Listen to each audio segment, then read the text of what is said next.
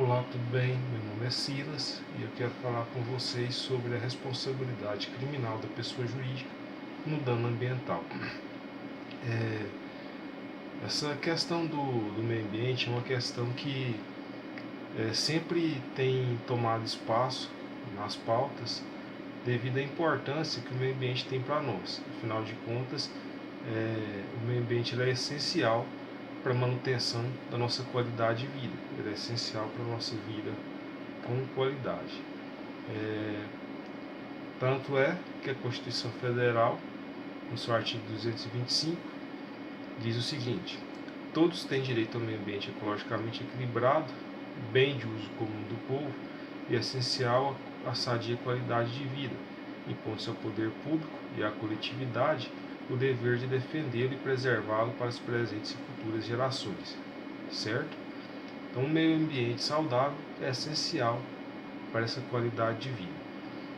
Não é raro vermos questões como epidemias de cólera ou alguma outra doença devido à falta de saneamento básico, outras questões ligadas à poluição de água, de ar, doença respiratória, o estresse causado pela poluição sonora, às vezes perca auditiva, várias complicações pode causar à nossa saúde, a poluição, né, e o descuidado com o meio ambiente, além de possibilitar ou limitar os recursos ambientais, né, com a poluição de água, limitando a quantidade de água potável, né, o que é imprescindível para a nossa vida. Venenos, intoxicação com agrotóxicos, etc. Tudo isso provoca dano ambiental. E o meio ambiente deve ser cuidado com a devida cautela, deve ser tratado com o devido respeito.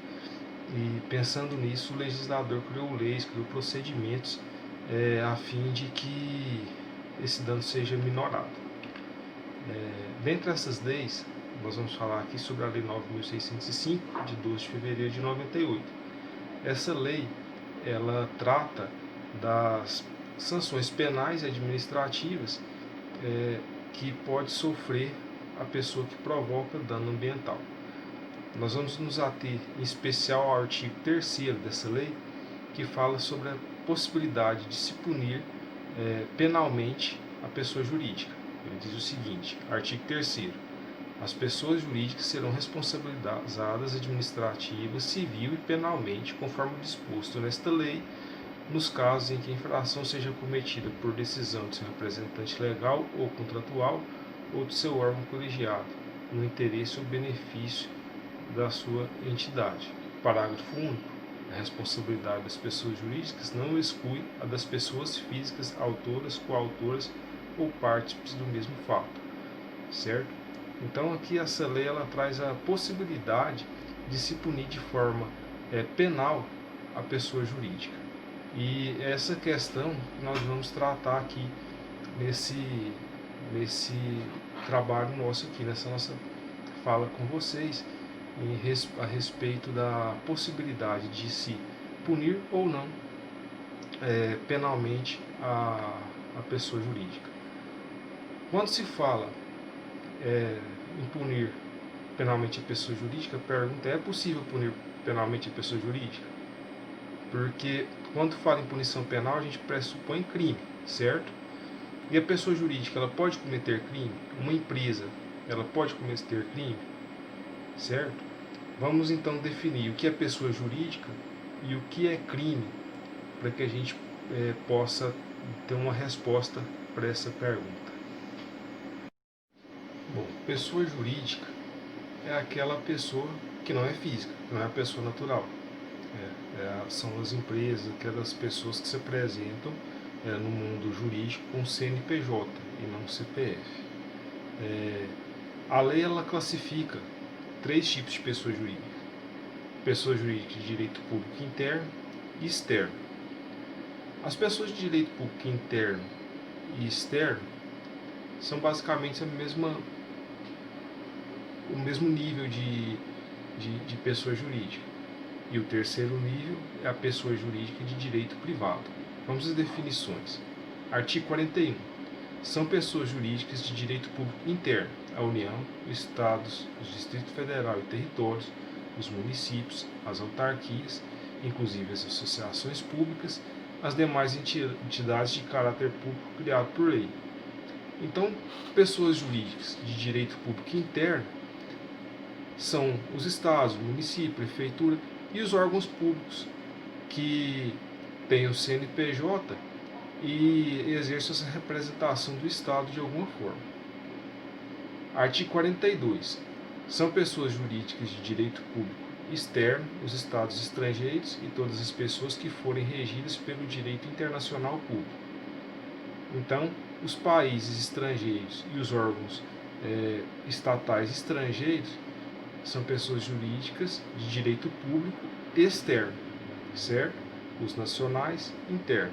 Lembrando que esses dois artigos, 41 e 42, é do Código Civil brasileiro. Ok? Pessoas jurídicas de direito privado, artigo 44, também do Código Civil. São pessoas jurídicas de direito privado as associações, as sociedades, as fundações, as organizações religiosas, os partidos políticos. Então, tudo aquilo que tem CNPJ, que é uma sociedade, que é uma empresa, que é uma associação e tem o CNPJ, é pessoa jurídica de direito privado. Ok? Entendido isso, é importante que nós compreendamos a questão do que é crime. O crime ele é classificado como um fato típico, antijurídico e culpável. O fato típico é aquele fato que está tipificado em lei. A lei descreve uma conduta, matar alguém. Está tipificado em lei. Matar alguém, crime, é tipo. Ele é antijurídico, a lei reprova, certo? O ordenamento jurídico reprova aquele fato. Matar alguém é o crime de homicídio, e aí ele descreve o que é o homicídio e reprova ele, então a penalidade para aquele ato, certo? E ele é culpável, ele é um ato que acontece por culpa de alguém, certo? Mas para que seja crime, é necessário que o agente cometedor do ato, o agente autor do ato, seja capaz de receber a culpa, não seja inimputável, mas seja um agente capaz de responder por essa culpa, certo? Pensando nessa questão do crime como fato típico, antijurídico e culpável, é possível de entender que a pessoa jurídica é capaz de cometer crime. A pessoa jurídica pode cometer um fato típico contra o meio ambiente? Pode, ela pode causar algum tipo de poluição, algum dano ambiental. Antijurídico? Sim. Aquele fato descrito em lei pode ser reprovado por lei, certo? E a questão onde se tem alguma dúvida é se a pessoa jurídica é capaz de responder pela culpa, certo? Porque quando se fala de direito civil, ela não precisa de ser uma pessoa imputável. Ela sendo inimputável, responde civilmente. Mas no direito penal, tem que ser um agente capaz de responder por aquela culpa, capaz de ser atribuído culpa a ele. E essa é a questão relacionada à pessoa jurídica, certo?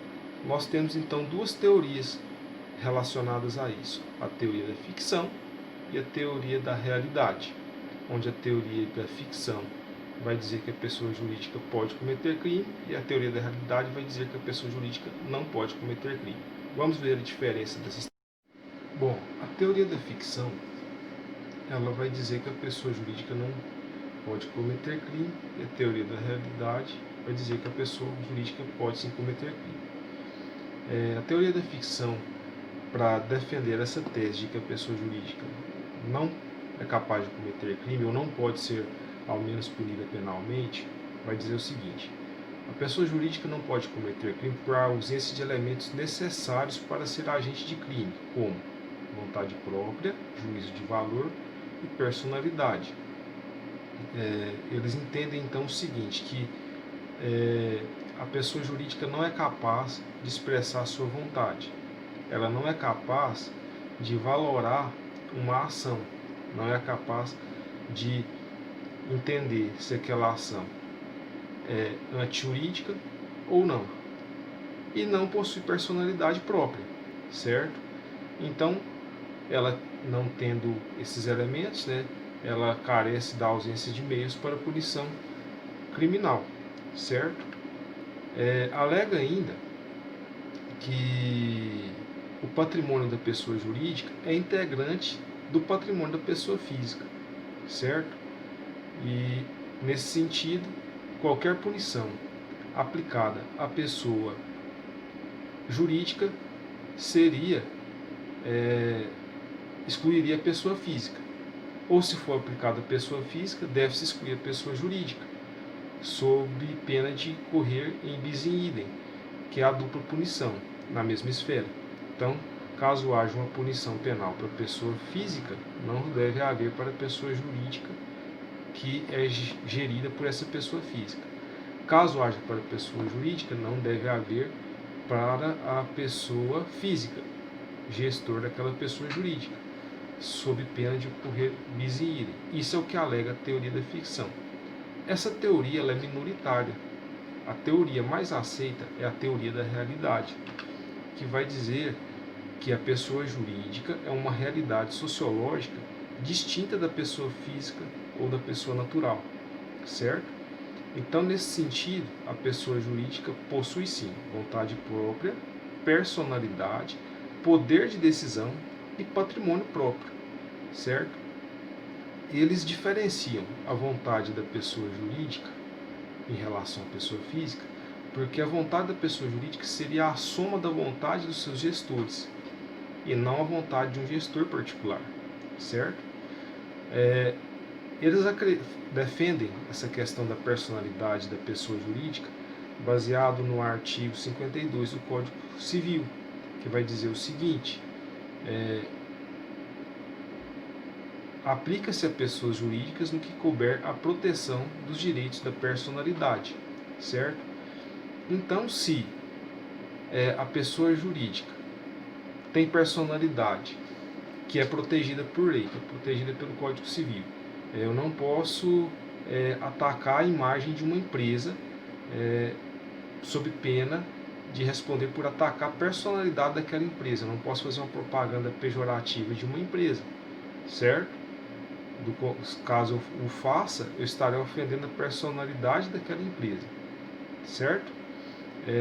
Nesse sentido, se ela é capaz de ter essa personalidade, se a lei garante essa personalidade a ela como proteção, então a lei deve cobrar essa personalidade dela em suas ações, certo?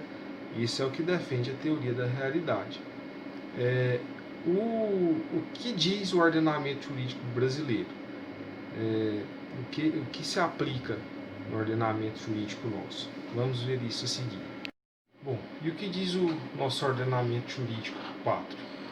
Nosso ordenamento jurídico admite a possibilidade de se punir criminalmente a pessoa jurídica, conforme podemos ver no artigo 173, parágrafo 5º da Constituição.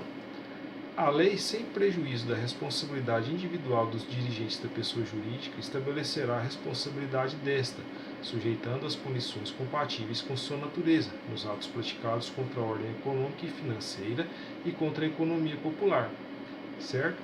Então, não é só nos crimes de natureza ambiental que a pessoa jurídica irá responder criminalmente, certo? No artigo 225, parágrafo 3º, a Constituição Federal também diz o seguinte: as condutas e atividades lesivas ao meio ambiente sujeitarão os infratores, pessoas físicas ou jurídicas, às sanções penais e administrativas, independente da obrigação de reparar os danos causados. Ou seja, a Constituição aqui ela é bem clara em dizer que a pessoa jurídica também responde criminalmente nos danos ambientais, não só a pessoa física, mas a pessoa jurídica ela vai sim responder criminalmente, certo? Além de ter a obrigação de reparar o dano.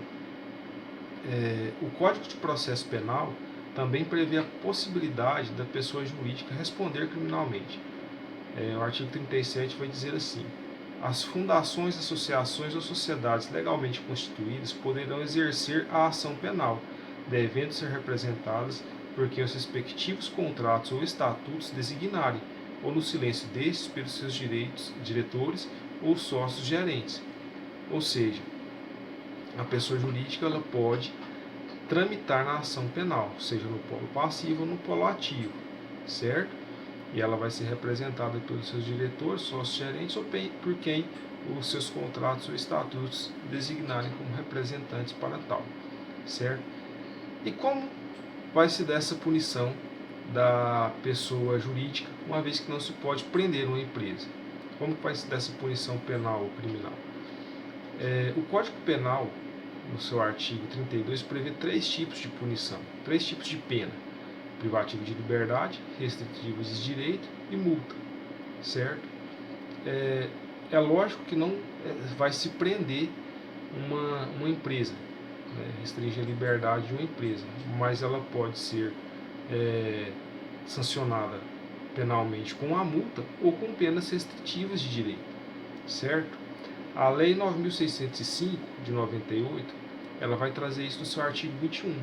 As penas aplicáveis isolada, cumulativa ou alternativamente às pessoas jurídicas, de acordo com o disposto no artigo 3º, são multa, restritivas de direito, prestação de serviço à comunidade. Então a lei, ela diz que as pessoas jurídicas podem responder criminalmente, lá no seu artigo 3º, vai responder penalmente, e aqui ela traz as possibilidades de pena: multa, restritiva de direito e prestação de serviço à comunidade. E aí no artigo 22, ela vai dizer como é aplicada cada uma dessas penas. Ela vai dizer aqui no artigo 22, as penas restritivas de direito da pessoa jurídica são suspensão parcial ou total de atividades, interdição temporária de estabelecimento, obra ou atividade, proibição de contratar com o poder público, bem como dele obter subsídios, subvenções ou doações. Ou seja, a empresa ela pode ser embargada total ou parcialmente, né, não vai poder operar durante algum período, ter alguma obra paralisada por força de decisão judicial, e não vai poder participar de licitações com órgãos públicos. A gente sabe que isso é importante em alguns ramos, porque o Estado, às vezes, é o maior cliente de certos segmentos. A empresa estando impedida de participar de licitações é uma pena pesada. O parágrafo 1º diz: a suspensão da atividade será aplicada quando estas não estiverem obedecendo às disposições legais ou regulamentares relativas à proteção do meio ambiente. Ou seja, se a atividade contraria o que a lei ambiental diz, ela pode ser suspensa. A interdição, parágrafo 2º, a interdição será aplicada quando o estabelecimento, obra ou atividade estiver funcionando sem a devida autorização ou em desacordo com a concedida ou com violação de disposição legal ou regulamentar, certo? Então, pode acontecer interdição caso não esteja operando conforme a autorização ambiental que ela tem para operar, ok? Vamos ao parágrafo 3º. A proibição de contratar com o poder público e dele obter subsídios, subvenções ou doações não poderá exceder o prazo de 10 anos. Ou seja, essa proibição prevista lá no inciso 3, de participar de licitações, terá um prazo máximo de 10 anos. Passado o prazo de 10 anos, a empresa estando regular, ela voltará a poder participar de licitações e assim contratar com o poder público. No artigo 23, vai trazer as penas relacionadas à prestação de serviço. A prestação de serviço à comunidade pela pessoa jurídica consistirá em custeio de programas e de projetos ambientais, execução de obras de recuperação de áreas degradadas, manutenção de espaços públicos, contribuições a entidades ambientais ou culturais públicas. Então, de acordo com o crime ambiental ou o dano ambiental causado, eles vão avaliar essas penas aqui relacionadas a serviço à comunidade, certo?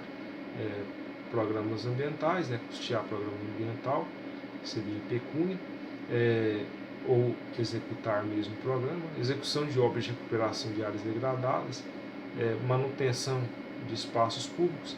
Isso aqui trata, pode ser aplicado muitas das vezes em questão de dano ambiental ao patrimônio cultural, certo?